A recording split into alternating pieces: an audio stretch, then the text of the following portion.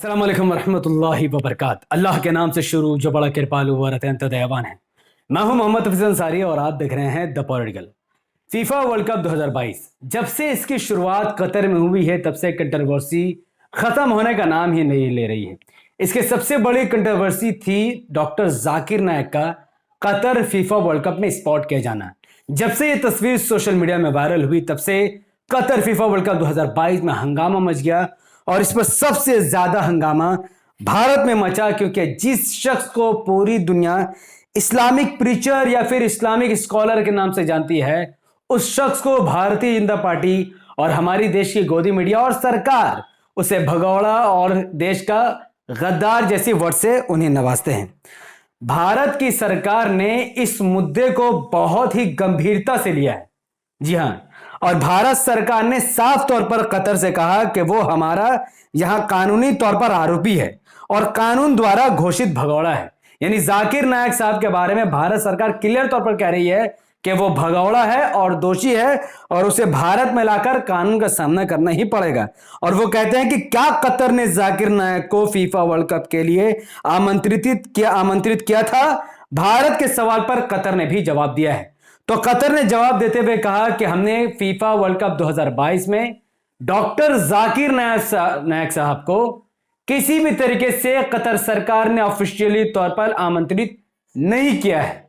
जबकि भारत सरकार और हमारे देश की घटिया गोदी मीडिया को यह समझनी चाहिए, यह मालूम होनी चाहिए कि डॉक्टर जाकिर नायक को कतर की सरकार ने नहीं बुलाया, बल्कि वहां की प्राइवेट मीडिया संस्थान ने इनवाइट करके बुलाया है। यही वजह है कि डॉक्टर जाकिर नायक अब तक के किसी भी कतर के फीफा वर्ल्ड कप 2022 के किसी भी फुटबॉल मैच किसी भी स्टेडियम में वो दिखाई नहीं दिए हैं, बल्कि आखिर बार उनको देखा गया कतर के अल जजीरा नेटवर्क हेडक्वार्टर दोहा में। उनको बाहर में खड़ा होकर देखा गया और वो पोस्ट को डॉक्टर जाकिर नायक ने ही शेयर की थी। तो डॉक्टर जाकिर नायक को कतर की सरकार ने नहीं बुलाया, उन्हें प्राइवेट मीडिया संस्थानों ने बुलाया ताकि वो स्पीच दें, जिससे और लोग मुसलमान हो सके। और वो स्पीच दे रहे हैं प्राइवेट मीडिया संस्थानों में, ना कि फुटबॉल स्टेडियम में। अब एक रूमर बहुत ज्यादा फैल रहा मार्केट में कि फीफा वर्ल्ड कप के दौरान डॉक्टर जाकिर नायक ने कतर में स्पीच दी, इसकी वजह से 4 लोगों ने इस्लाम कबूल कर लिया है। हालांकि इसकी कोई सच्चाई नहीं है, यह एक फेक पोस्ट है, क्योंकि जो वीडियो सोशल मीडिया में वायरल हो रही है वो वीडियो 6 साल पुरानी है। जो सही बात है कि ये वीडियो कतर की ही है, लेकिन ये वीडियो 6 साल की ही पुरानी है। लेकिन पॉइंट पर आते हैं। तो अब जाकिर नायक अगर वाकई में देश का गद्दार है, देश का भगौड़ा है और देश के साथ अगर उसने रत्ती बराबर भी अगर गद्दारी की है, तो ऐसे इंडियन मुस्लिम सिटीजन मैं साफ तौर पर इसकी निंदा करता हूं।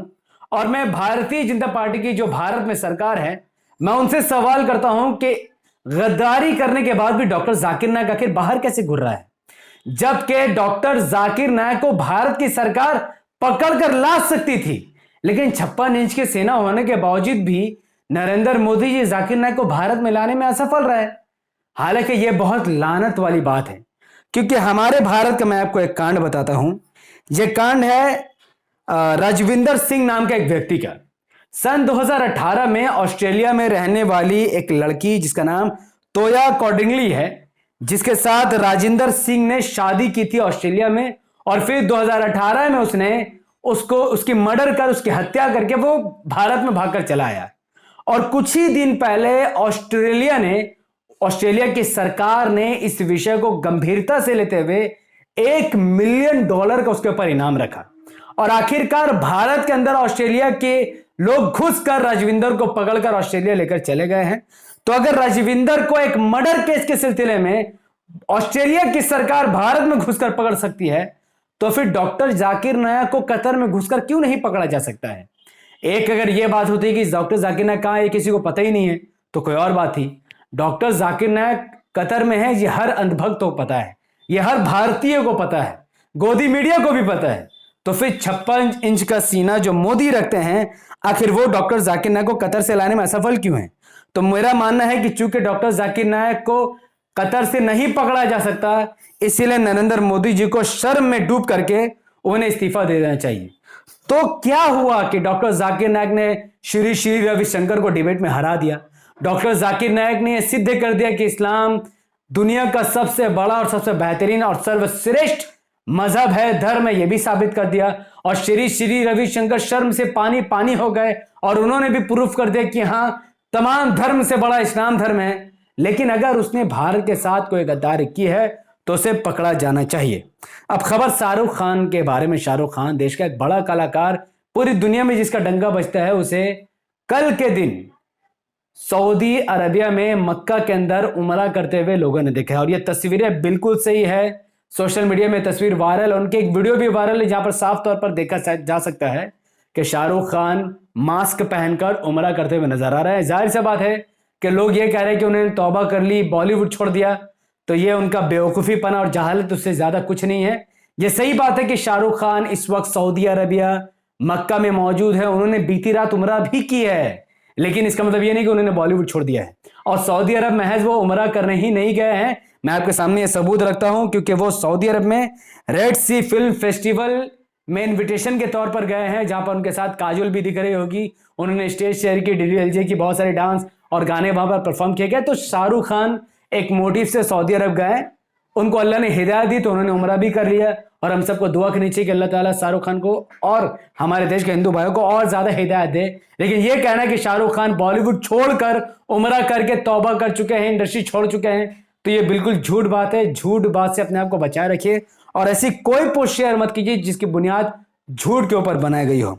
अब एक जो अफवाह बहुत ज्यादा फैलाई गई है, आपको याद हो कि सऊदी अरब की नेशनल टीम का मुकाबला स्पेन से हुआ था और उन्होंने मेसी जैसे प्लेयर को वहां पर धूल चटा दी और सऊदी अरब उनसे मैच जीत गए।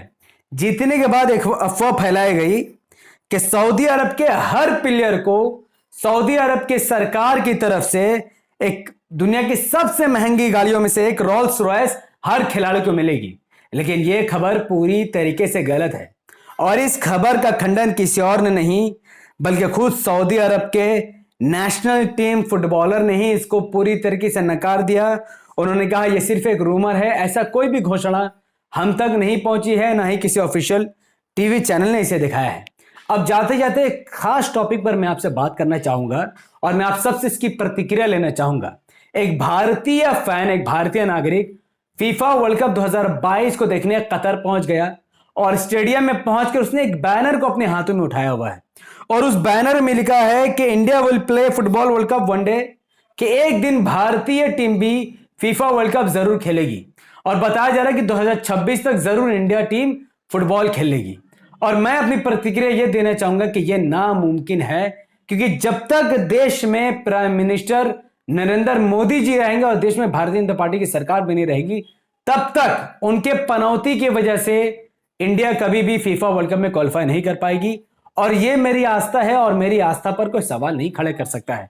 मेरी आस्था है कि भारतीय जनता पार्टी एक पनौती पार्टी है और नरेंद्र दामोदर दास मोदी जी एक पनौती पीएम हैं, जिनके रहते हुए ना कभी अच्छे दिन आ सकते हैं, ना कभी महंगाई दूर हो सकती है और ना ही कभी टीम इंडिया वर्ल्ड कप जीत सकती है और ना कभी फुटबॉल टीम इंडिया की तरफ से फीफा वर्ल्ड कप में कभी भी क्वालिफाई कर सकती है। ये मेरी आस्था है।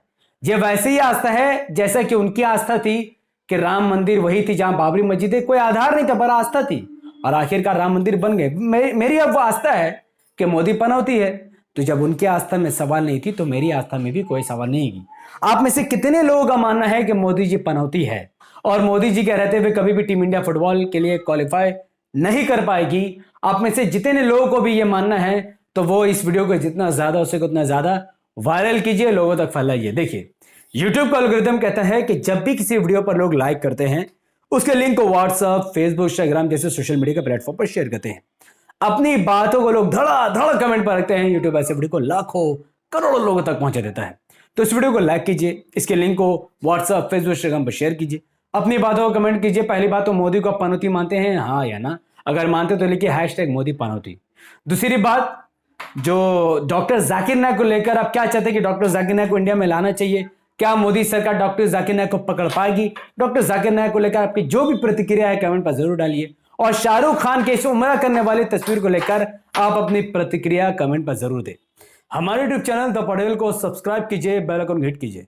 अगर आप सब इस वीडियो को हमारे Facebook channel the Patel news पर देख रहे थे तो इसे लाइक और फॉलो कीजिए, 5 बड़े ग्रुप में शेयर कीजिए, मुझे अपनी दुआ में रखिए और धड़ाधड़ कमेंट में बताइए कि शाहरुख खान के उम्रा करने वाली वायरल तस्वीर पर आप क्या कहना चाहेंगे? बहुत बहुत शुक्रिया। अस्सलाम वालेकुम रहमतुल्लाहि व बरकात। अल्लाह की सलामती रहमत व बरकात अब तमाम भाई और बहनों पर हो। मैं अल्लाह हबीब। Piece upon us.